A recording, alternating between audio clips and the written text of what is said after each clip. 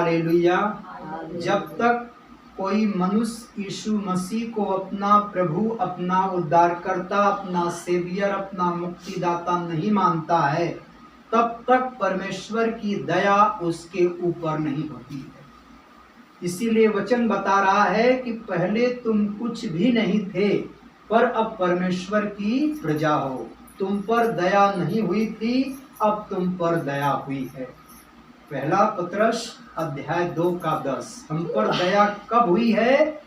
जब यीशु मसीह के लहू के द्वारा हम शुद्ध किए गए हैं और परमेश्वर से हमारा मेल मिलाप हुआ है, और परमेश्वर का क्रोध नहीं और परमेश्वर का प्रेम हमारे ऊपर बरसता है। Hallelujah, hallelujah, hallelujah. जब मनुष्य माँ के गर्भ से निकलता है तो माँ का गुण और बाप का गुण उस मनुष्य के अंदर, उस मनुष्य के देह में रहता है। और पाप कहाँ रहता है? ब्लड में रहता है। पाप जो है उसके लहू में रहता है। इसीलिए यीशु मसीह को अपने लहू की कुर्बानी देनी पड़ी, अपने प्राण को देना पड़ा, अपने लहू को बहाना पड़ा, क्योंकि पाप जो है ब्लड में होता है। शरीर, बाइबल में लिखा है कि जो आत्मा से जन्मा है वो आत्मा है, और जो शरीर से जन्मा है वह शरीर है। मांस जो है शरीर को उत्पन्न करता है, मांस शरीर को पैदा करता है, लेकिन आत्मा जो है आत्मा को जन्म देता है। इसीलिए यीशु मसीह का जन्म जो है पवित्र आत्मा के द्वारा हुआ। वह मनुष्य के रूप में आया, लेकिन वह किसी पुरुष के द्वारा यीशु मसीह का जन्म नहीं हुआ, क्योंकि अगर वह पुरुष के द्वारा आता तो फिर पाप जो है उसके देह में होकर के आता।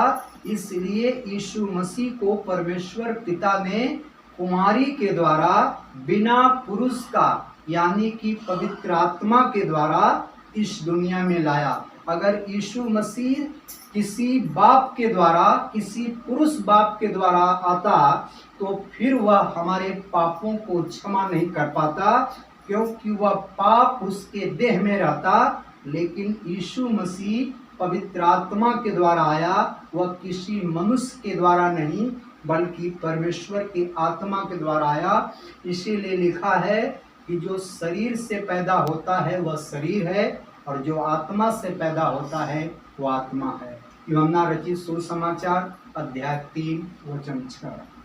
Hallelujah, hallelujah. मानव जात का जितने लोगों का जन्म हुआ है वह सबका जो है जन्म शरीर के द्वारा हुआ है, लेकिन यीशु मसीह का जन्म किसी पुरुष के द्वारा नहीं बल्कि आत्मा के द्वारा हुआ। इसीलिए पाप उसके शरीर पर काम नहीं कर पाता है, क्योंकि उसके लहू में पाप नहीं है। और जो शरीर के द्वारा पैदा होता है उसके शरीर में जो है पाप की अवस्था रहती है, क्योंकि पाप उसके ब्लड में होता है। और यीशु मसीह की लहू के द्वारा हमारे पापों की सिपा हुई है, हमारे पापों की क्षमा हुई है। Hallelujah, hallelujah, hallelujah, hallelujah, hallelujah. क्योंकि बाइबल बताती है कि सबने पाप किया है और सब परमेश्वर की महिमा से रहित हैं। रोमियो के नाम पौलुस प्रेरित की पत्री अध्याय 3 वचन 23।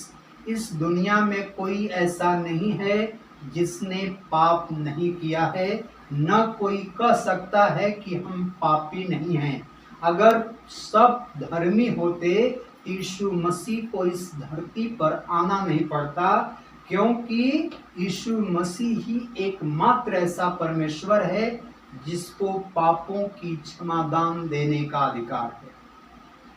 इसलिए वचन कहता है कि सब पापी हैं, सिर्फ परमेश्वर यीशु मसीह ही ऐसा प्रभु है जिसके अंदर पाप नहीं, जिसके अंदर नाम मात्र पाप नहीं है। इसीलिए उसको निष्पाप निष्कलंक परमेश्वर की संतान कहते हैं।